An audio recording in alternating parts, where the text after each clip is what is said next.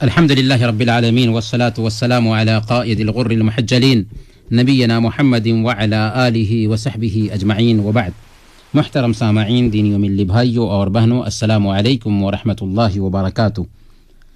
Radio Kuwait کے ہفتہ وار دینی پروگرام باتیں جن سے زندگی سنورتی ہے میں آپ سب کا استقبال ہے۔ یہ پروگرام آپ سب کا ہے اور آپ سب کے دینی جذبات کا ترجمان ہے۔ اس پروگرام کے ذریعہ ہم وہ باتیں سنتے ہیں جن سے زندگی بنتی، سنورتی اور سدھرتی ہے۔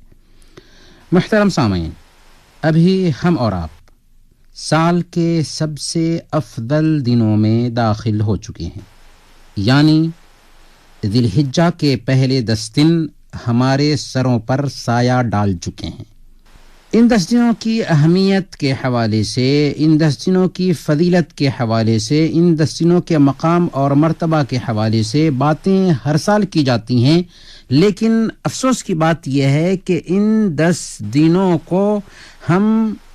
واقعی سنجیدگی سے عملی زندگی میں نہیں برت پاتے۔ اس لیے آج میں اپنی بات ایک سوال سے کروں گا۔ اگر کوئی آدمی صدقہ کرتا ہے رمضان میں اور کوئی صدقہ کرتا ہے ذی الحجہ کے پہلے 10 دنوں میں، تو ذرا بتائیے کون سا صدقہ زیادہ افضل ہوگا، رمضان کا صدقہ یا ذی الحجہ کے پہلے 10 دنوں کا صدقہ؟ اگر کوئی نفلی نمازیں پڑھتا ہے رمضان میں اور دوسرا نفلی نمازیں پڑھتا ہے ذی الحجہ کے پہلے 10 دنوں میں، تو کون سی نماز زیادہ فضیلت رکھنے والی ہوگی؟ اگر کوئی آدمی ذکر کرتا ہے رمضان کے دنوں میں اور کوئی آدمی ذکر کرتا ہے ذی الحجہ کے پہلے 10 دنوں میں، تو کون سا ذکر سب سے زیادہ فضیلت رکھنے والا ہوگا؟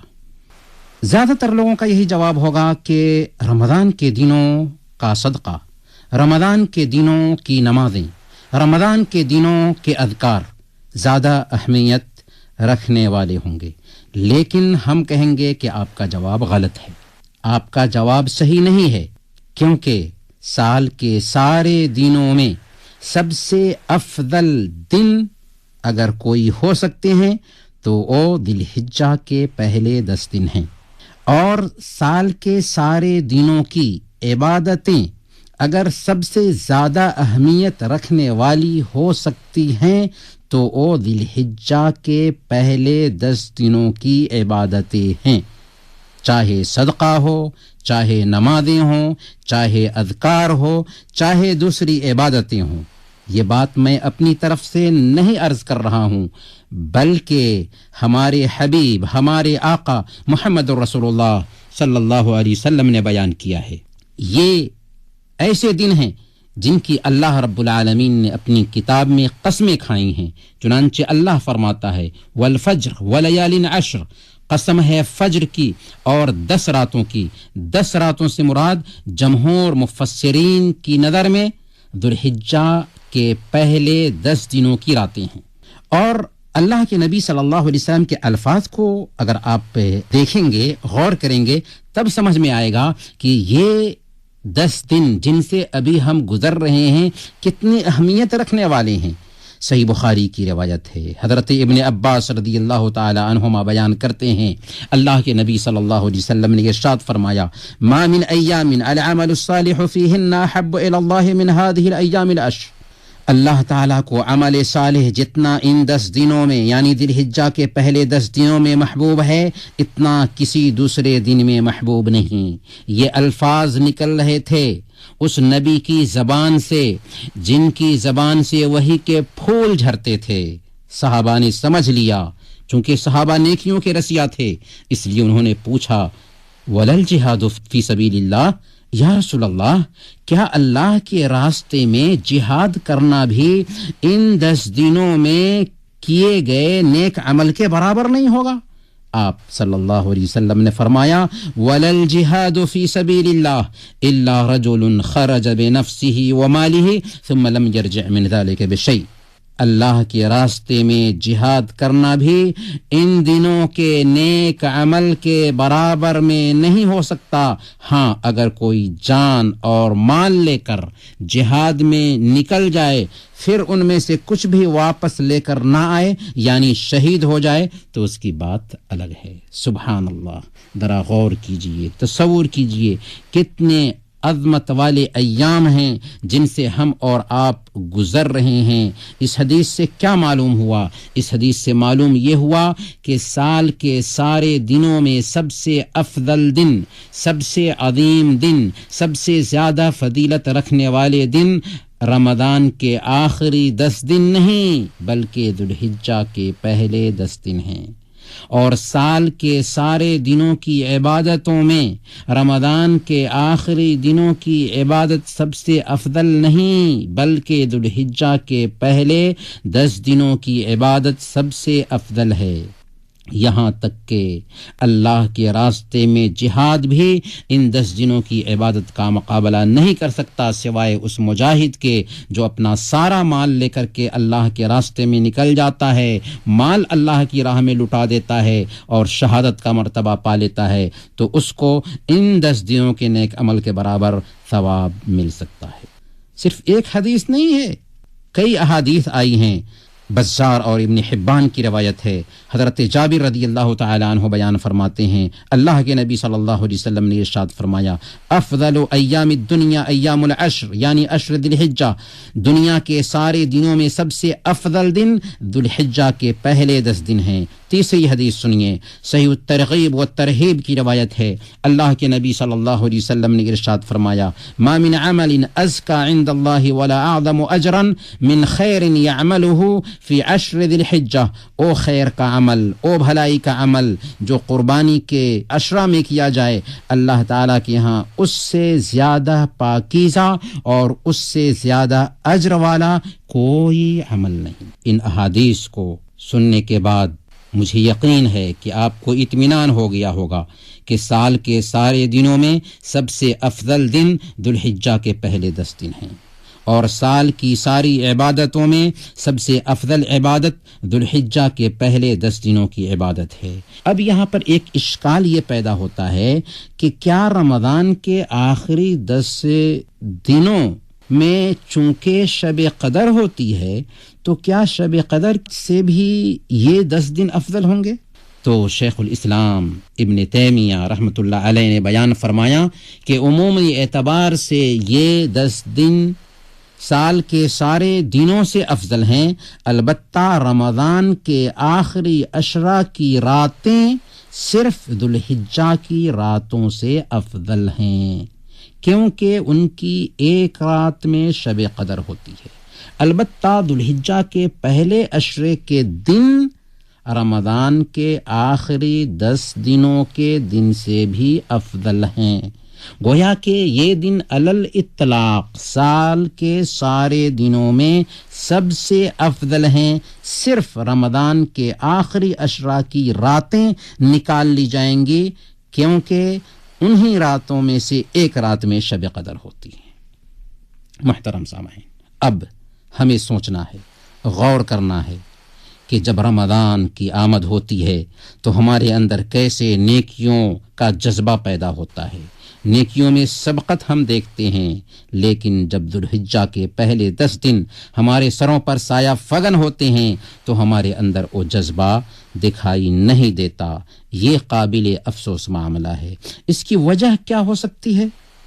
اس کی ایک وجہ تو یہ سمجھ میں آتی ہے کہ اللہ پاک نے ان دنوں میں سارے لوگوں پر کوئی خاص عبادت فرض نہیں کی ہے۔ جیسے روزہ ہے، روزہ سب رکھتے ہیں، اس لیے سب لوگ چست رہتے ہیں کیونکہ روزہ بہت ساری نیکیاں ہم سے کراتا ہے، جبکہ ان دنوں میں صرف حج چند لوگوں پر فرض ہے تو وہی لوگ یہ نیکیاں کرتے ہیں اور ہم اپنے آپ کو محروم کر لیتے ہیں اس موسم سے۔ دوسری بنیادی وجہ ائمہ مساجد، خطبہ کرام، داعیان اعظام کی ان دنوں کے تئیں بے توجہی پائی جاتی ہے کہ حج کے فلسفہ اور مقام اور مرتبہ کو تو بیان کرتے ہیں اور بیان کرنا بھی چاہیے، لیکن ذوالحجہ کے پہلے 10 دنوں کی جو اہمیت ہے، جو مقام اور مرتبہ ہے، اس انداز میں نہیں رکھتے۔ لیکن آج ضرورت ہے کہ اس طرح کے مواسم خیر جو ہماری بے توجہی کا شکار ہیں انہیں مسلم سماج میں عام کیا جائے۔ اس مناسبت سے خاص تربیتی کورسز رکھے جائیں، لوگوں کے سامنے ذوالحجہ کے پہلے 10 دنوں کی اہمیت بیان کی جائے، سماج میں عملی بیداری لانے کی سنجیدہ کوشش کی جائے، ایک دوسرے کو ان دنوں کا خاص اہتمام کرنے کی نصیحت کی جائے، ہر آدمی اپنے گھر میں اپنے بچوں اور گھر کے افراد کو ان دنوں کی اہمیت بتائے اور ایمانی تربیت کا روحانی ماحول بنائے جیسے رمضان میں بنتا ہے، تاکہ اللہ کے نبی صلی اللہ علیہ وسلم کا اسوہ زندہ ہو، کتاب و سنت پر عمل آسان ہو سکے۔ اللہ والے ان 10 دنوں میں بہت نیکیاں کرتے تھے۔ سعید بن جبیر رحمۃ اللہ علیہ جو حق گو، جرأت مند عالم دین اور جلیل القدر تابعی ہیں، جنہیں حجاج بن یوسف نے بے دردی کے ساتھ مظلومانہ قتل کر دیا تھا، ان کے بارے میں آتا ہے کہ عشرہ ذی الحجہ میں اس قدر عبادت کرتے تھے کہ اس کی تاب لانا سب کے بس کی بات نہیں ہوتی تھی۔ سوال یہ ہے کہ ان 10 دنوں میں کیا کیا نیکیاں کی جائیں؟ تو پہلے نمبر پر فرائض کی پابندی کرنی ہے، فرض نمازوں کا اہتمام کیجیے، خاص طور پر فجر کی نمازوں کا اہتمام کیجیے، نوافل کا اہتمام کیجیے، فجر کی نماز سے پہلے جگیے، تہجد کے لیے بیدار ہوئیے، کچھ نمازیں پڑھیے اس وقت میں جب کہ اللہ رب العالمین سمائے دنیا پر اترتا ہے اور اعلان کرتا ہے کوئی مانگنے والا کہ ہم اس کو دیں، ہے کوئی اپنے گناہوں کی معافی طلب کرنے والا کہ ہم اس کے گناہوں کو معاف کریں۔ اسی طریقے سے ان 10 دنوں میں حج اور عمرہ کی ادائیگی شرف کی بات ہے، لیکن سب لوگ تو حج اور عمرہ نہیں کر سکتے، اس لیے اللہ رب العالمین نے ایسا موقع رکھا ہے کہ ان 10 دنوں میں اگر ہم چاہیں تو حج پر نہیں جا سکتے ہیں تو اپنے گھر پہ رہ کر بھی حج کا اجر و ثواب حاصل کر سکتے ہیں۔ کیا کریں؟ سنن ابی داؤد کی یہ روایت سنیے، اللہ کے نبی صلی اللہ علیہ وسلم نے ارشاد فرمایا، من مشى الى صلاة الجماعة فهي كحجة، جو آدمی جماعت کی نماز ادا کرنے کے لیے چل کر جاتا ہے اس کو ایک حج کا ثواب ملتا ہے۔ ہم جماعت کی نماز مسجد میں چل کر کے ادا کرنے کے لیے جائیں گے تو گویا کہ ہمیں ایک حج کا ثواب ملے گا۔ اسی طریقے سے طبرانی کی یہ روایت سنیے، جسے امام طبرانی نے الکبیر میں روایت کیا ہے، اللہ کے نبی صلی اللہ علیہ وسلم نے ارشاد فرمایا، من غدا الى المسجد لا يريد الا ان يتعلم خيرا او يعلمه كان كاجر حاج تاما حجته، جو شخص مسجد گیا کوئی اچھی چیز سیکھنا چاہتا ہے یا سکھانا چاہتا ہے تو اسے ایک مکمل حج کرنے والے حاجی کا ثواب ملے گا۔ دوبارہ سنیے، جو شخص مسجد گیا کوئی اچھی بات سیکھنا چاہتا ہے یا سکھانا چاہتا ہے تو اسے ایک مکمل حج کرنے والے حاجی کا ثواب ملے گا۔ اس سے ہم اندازہ لگا سکتے ہیں کہ اللہ کی رحمت کتنی وسیع ہے، ہم گھر رہ کر بھی حج کا اجر و ثواب حاصل کر سکتے ہیں۔ اس لیے کمر کس لیجئے، نیک اعمال کی بجاوری میں یکسو ہو جائیے۔ ان 10 دنوں میں کرنے والے اعمال میں سے اہم کام ہے روزہ رکھنا۔ روزہ جس کی اہمیت اللہ کے نبی صلی اللہ علیہ وسلم نے صحیح بخاری اور مسلم کی روایت کے مطابق بیان فرمایا کہ ما من عبد یصوم یوما فی سبیل اللہ الا باعد اللہ بذلک اليوم وجهه عن النار 70 خریفا، جو بندہ بھی اللہ کے راستے میں ایک روزہ رکھتا ہے اللہ تعالیٰ اس کے چہرے سے آگ کو 70 سال کی مسافت میں دور کر دیتا ہے۔ سبحان اللہ، کتنا مقام اور مرتبہ ہے۔ اور احادیث سے پتہ چلتا ہے کہ اللہ کے نبی صلی اللہ علیہ وسلم نے 1 ذی الحجہ سے لے کر کے 9 ذی الحجہ تک روزہ رکھا ہے، بلکہ امام نووی رحمۃ اللہ علیہ بیان فرماتے ہیں کہ انہ مستحب استحبابا شدیدہ، کہ ذی الحجہ کے پہلے 9 دنوں کے روزے بہت ہی مستحب ہے، بہت بڑا مستحب عمل ہے، اس لیے ان 9 دنوں میں زیادہ سے زیادہ روزہ رکھنے کا اہتمام کرنا چاہیے۔ بالخصوص عرفہ کے دن کے روزے کو اللہ کے نبی صلی اللہ علیہ وسلم نے بہت اہمیت دی ہے۔ صحیح مسلم کی روایت ہے، اللہ کے نبی صلی اللہ علیہ وسلم نے ارشاد فرمایا، صیام یوم عرفہ احتسب علی اللہ ان یکفر السنہ التي قبلہ والسنہ التي بعدہ،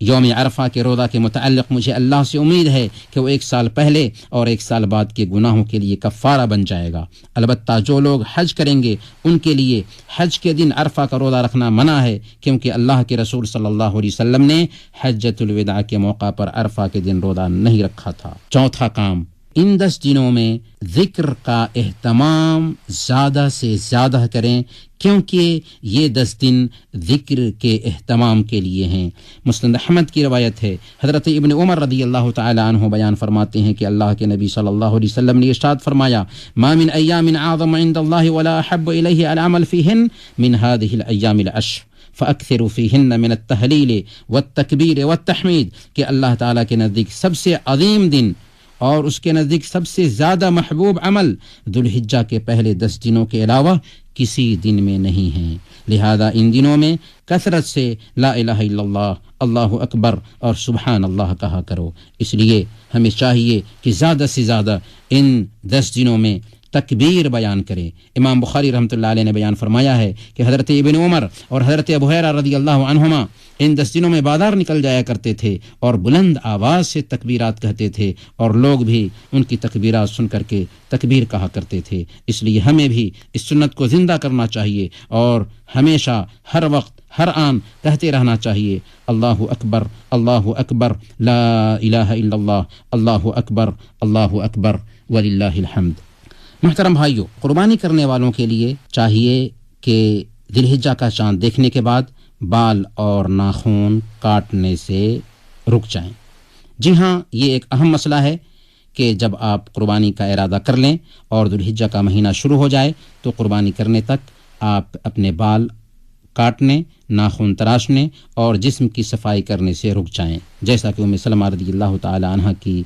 حدیث ہے۔ صحیح مسلم کی روایت کے مطابق اللہ کے نبی صلی اللہ علیہ وسلم نے ارشاد فرمایا، اذا رأيتم هلال ذي الحجة واراد احدكم ان يضحي فليمسك عن شعره واظفاره حتى يضحي، کہ جب عشرہ ذی الحجہ شروع ہو جائے اور تم میں سے کوئی آدمی قربانی کا ارادہ کر لے تو اسے اپنے بال اور ناخن کاٹنے سے رک جانا چاہیے یہاں تک کہ وہ قربانی کر لے۔